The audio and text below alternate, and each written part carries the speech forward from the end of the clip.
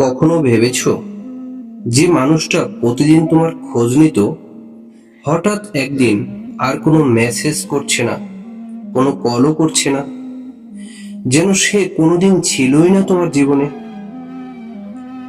রাত্রি আর সিয়ামের গল্পটা এমনই একটা শেষ না হওয়া গল্প। ভালোবাসা ছিল খুব, কিন্তু ভুল বোঝাবুঝির পাহাড় ছিল তার চেয়েও বড়। একদিন ঝগড়ার পরে রাত্রি বলেছিল আর কখনো কল দিবি না, শেষ এই সম্পর্ক। আর সিয়াম সত্যিই কল দেয়নি। রাত্রি প্রতিদিন ফোনের দিকে তাকিয়ে থেকেছে, অপেক্ষা করেছে একটা মেসেজের, একটা কলের, কিন্তু সিয়াম আর আসেনি।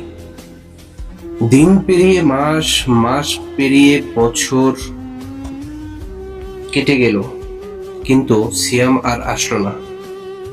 কিছু বছর পরে একদিন হঠাৎ এক বন্ধুর বিয়েতে দুজনের দেখা। চোখের কোণে অশ্রু, ঠোঁটে নীরবতা।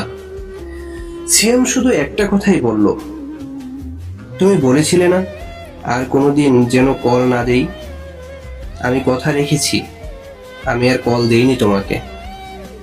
রাত্রি সিয়ামের এই কথার উপরে আর কোনো কথা বলতে পারল না, শুধু চোখে নীরবতার অশ্রু ঝরে গেল। রাত্রি মনে মনে ভাবল, সব থেকে বেশি কষ্ট দেয় সেই মানুষটাই যে তোমার কথা ঠিকঠাক ভাবে রাখে, কিন্তু ভুল জায়গায়। রাগের মাথায় কখনো কাউকে শেষ বলে দিও না, হয়তো সেই শেষ আর কোনোদিন শুরুই হবে না। তাই শেষ বলার আগে অন্ততপক্ষে একটাবার ভেবো।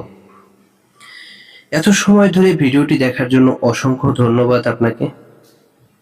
ভিডিওটি ভালো লাগলে অবশ্যই একটা লাইক, একটা কমেন্ট বন্ধুদের মধ্যে শেয়ার করে দেবেন।